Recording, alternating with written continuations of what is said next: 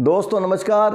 बिहार में जाति जनगणना का काम पूरा हो गया है और किसी ने सोचा नहीं होगा कि एक जनगणना होने से पूरे देश के अंदर, पूरे देश की राजनीति के अंदर एक कोहराम मच जाएगा, एक आग लग जाएगी और राजनीतिक पारा ऊपर तक चढ़ जाएगा।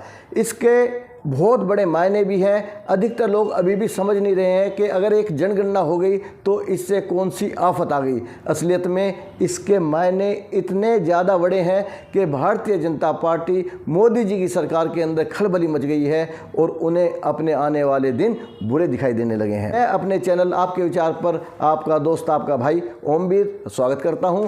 दोस्तों सबसे पहले बात कर लेते हैं कि जो जनगणना आई है उसके आंकड़े क्या हैं, उसके बाद आगे ही बात करूँगा और मैं ये बताऊंगा कि भारतीय जनता पार्टी इस जाति गणना से इतनी बिलबिलाई हुई क्यों है, उसे क्या खतरा है और क्यों इस जाति गणना से उनके हाथ से सरकार जाती हुई नज़र आने लगी है। सबसे पहले मैं बताता हूं कि जो इस जनगणना में जो डाटा दिया गया है उसमें पिछड़ा वर्ग बताया गया है 27.12, उसके बाद में अति पिछड़ा वर्ग 36.01, अनुसूचित जाति 19.65, अनुसूचित जनजाति 1.68।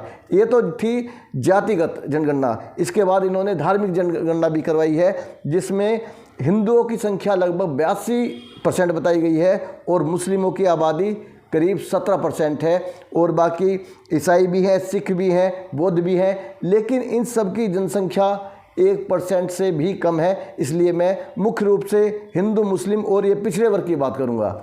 साथियों, जैसा कि आप जानते हैं कि करीब 6 या 7 महीने बाद हमारे देश के अंदर आम चुनाव होने वाला है, लोकसभा का चुनाव होने वाला है। एक तरफ एनडीए है और दूसरी तरफ गठबंधन हो गया है जिसका नाम इन्होंने इंडिया रख दिया है, INDIA। जब से इन्होंने नाम इंडिया रखा है अपने गठबंधन का, तभी से भारतीय जनता पार्टी गुस्से में है, बौखलाहट में है। मोदी जी का अपना चेहरा एक बड़ा है, लेकिन हर चीज़ की अपनी एक समय सीमा होती है, एक वैलिडिटी होती है, एक वैधता होती है। और पिछले करीब 9.5 साल से देश के प्रधानमंत्री श्री मोदी हैं। अब ऐसा लग रहा है कि उनके चेहरे के अंदर अब वो चमक नहीं बची है, वो प्रभाव नहीं बचा है जिसके बूते पर भारतीय जनता पार्टी तीसरी बार देश के अंदर सरकार बना सके। ये सबसे बड़ा पॉइंट है। अब चौथे पॉइंट पर हम बात करते हैं कि भारतीय जनता पार्टी किस मुद्दे, किस चेहरे पर चुनाव लड़ सकती है। तो पिछले चुनाव में इन्होंने राष्ट्रीयता के ऊपर दाव खेल दिया था, देशभक्ति के ऊपर दाव लगा दिया था। देश के अंदर देशभक्ति की एक उबाल आ गया था जिससे इनकी नैया पार हो गई थी।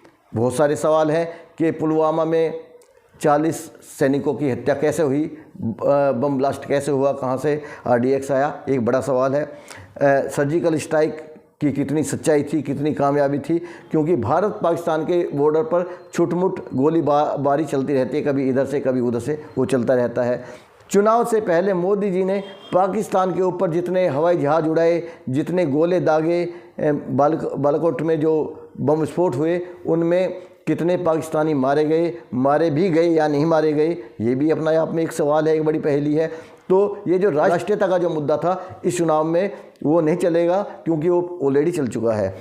मंदिर भी इस बीच में आएगा, लेकिन मंदिर के नाम पर मुझे लगता नहीं है कि अब ज़्यादा वोट मिलेगा, क्योंकि मोदी जी मंदिर की शुरुआत होने से पहले कितनी बार बोल चुके थे कि ये वोट का विषय है, हमारा विषय नहीं है, इसमें हम कुछ नहीं कर सकते, जो कुछ करना होगा, जो फैसला देना होगा वो कोर्ट को देना होगा। तो एक तरह से वो खुद ही बता चुके हैं कि इसमें मोदी सरकार की कोई खास भूमिका नहीं है। अब तक मैंने जितने पॉइंट्स आपके सामने रखे, अब उनका निष्कर्ष निकालते हैं कि आखिर मैं क्या कहना चाहता हूं और जाति गणना का इन चीज़ों के साथ में क्या लिंक है, क्या लेना देना है और भारतीय जनता पार्टी को इससे नुकसान कैसे होगा। दोस्तों, ले देकर अब भारतीय जनता पार्टी के सामने एक हिंदुत्व का मुद्दा बचता है और ये मानिए कि हिंदुत्व का मुद्दा काम करता है, इससे भारतीय जनता पार्टी को वोट मिलती है। इसलिए भारतीय जनता पार्टी कभी नहीं चाहती, मोदी जी कभी नहीं चाहते कि ये लड़ाई हिंदू मुस्लिम के बीच से हटकर अगड़ों और पिछड़ों के बीच में चली जाए। इसलिए मोदी जी और मोदी जी की सरकार हमेशा जाति जनगणना का विरोध करते रहते हैं। वो पार्टी कभी नहीं चाहती कि लोगों को ये पता चले कि समाज के अंदर और देश के अंदर आखिर उनका साइज कितना है, उनका आकार कितना है, उनकी संख्या कितनी है। मोदी जी और भाजपा की सिर्फ यही नीति है कि हिंदू और मुस्लिमों की देश के अंदर लड़ाई रहे, क्योंकि जितना हिंदू और मुस्लिमों के बीच में कड़वाहट होगी, दुश्मनी होगी, नफरत फैलेगी, उसका सीधा सीधा फ़ायदा भारतीय जनता पार्टी को मिलता है। इसलिए भारतीय जनता पार्टी चाहती है कि पूरे देश के अंदर ये माहौल बना रहे कि हिंदुत्व खतरे में है, मुस्लिमों की संख्या बढ़ती जा रही है, तो मुस्लिमों के खतरे से बचने के लिए भारतीय जनता पार्टी को मजबूत करना जरूरी है।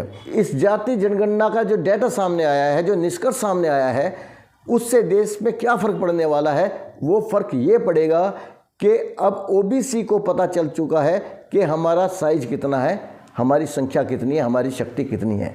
63% अगर ये आंकड़ा बिल्कुल सही है तो एक तरह से 2/3 हिस्सा बनता है ओबीसी का। मुझे लगता नहीं है कि कभी भी 63% वोट एक साथ इकट्ठी हो सकती हैं, क्योंकि वोट हमेशा बढ़ती हैं, बिखरती हैं। ओबीसी भी बिखरेंगे, लेकिन कुछ देर के लिए ये अनुमान लगा लेते हैं, ये सपोज कर लेते हैं कि एक साथ वोटिंग करती है, तो जिधर भी ये वोट चला गया सरकार पलटने में ज़्यादा समय नहीं लगेगा। यहाँ पे ये बात भी बतानी ज़रूरी है कि जो हिंदू और मुस्लिम का झगड़ा है, मतलब झगड़ा है नहीं, लेकिन जो झगड़ा खड़ा किया गया है, योगी जी ने बोला है कि 80 और 20 की लड़ाई है, तो ये जो 80% है, इसके अंदर जो ज़्यादा संख्या के लड़के हैं, युवा हैं, महिला पुरुष हैं, वो पिछड़े वर्ग से आते हैं। तो भारतीय जनता पार्टी कभी नहीं चाहती कि वो अपने आप को पिछड़ा समझे। भारतीय जनता पार्टी चाहती है ये अपने आप को हिंदू समझे। अपने आप को कट्टर हिंदू समझने का मतलब है सीधा सीधा भारतीय जनता पार्टी को वोट करना। जो सबसे पहले मांग उठने वाली है, सरकार के ऊपर जो दबाव आने वाला है, वो इस बात का आएगा कि दूसरे राज्यों में भी जाति जनगणना होनी चाहिए।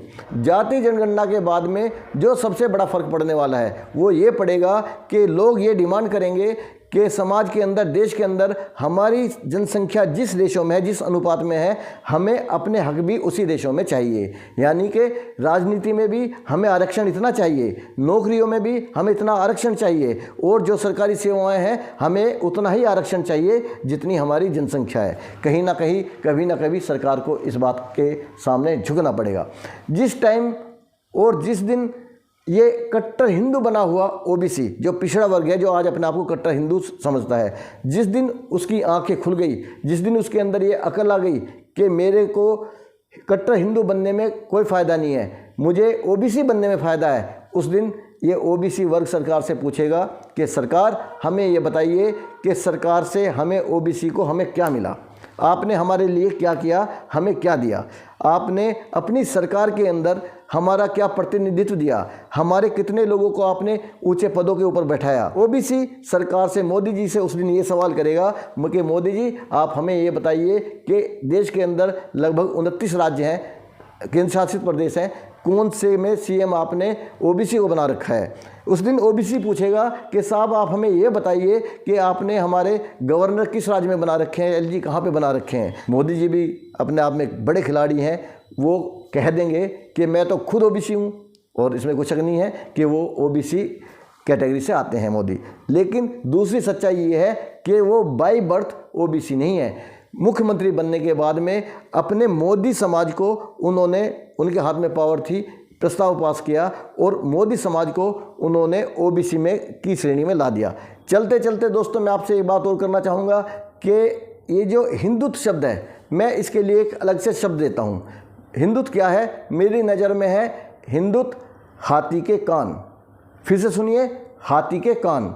अब आपको ये बात अजीब लगेगी कि यहाँ पर हाथी के कान का क्या मतलब है। आपके दिमाग में कभी एक सवाल आया होगा कि हाथी की आंखें छोटी होती हैं और कान बहुत बड़े होते हैं, तो कभी किसी बड़े ने जवाब दिया कि हाथी के कान इसलिए बड़े होते हैं कि उसे अपनी आकृति का पता न चल जाए, उसे अपने विशालकाय शरीर का पता न चल जाए, उसे अपने बाहुबल और उसे अपनी शक्ति का पता न चल जाए कि मेरा कितना बड़ा शरीर है। इसलिए ये भगवान ने उसके इतने बड़े कान लगा दिए कि उन्हें अपनी शक्ति का पता न चले। तो यहाँ पर हाथी के कान का क्या मतलब है? हिंदुत्व एक ऐसी दीवार है जो ओबीसी को कभी ये पता नहीं होने लगने देगा, मोदी जी कभी नहीं पता लगने देंगे, सरकार कभी पता नहीं लगने देगी कि आखिर ओबीसी की शक्ति क्या है, देश के अंदर उनकी संख्या का बल कितना है। एक बार मैं फिर से आपसे रिक्वेस्ट करूंगा, मेरे चैनल को सब्सक्राइब करें, लाइक करें, मेरे साथ आगे बने रहें, अपना प्यार हमेशा मेरे साथ में रहे। जय हिंद।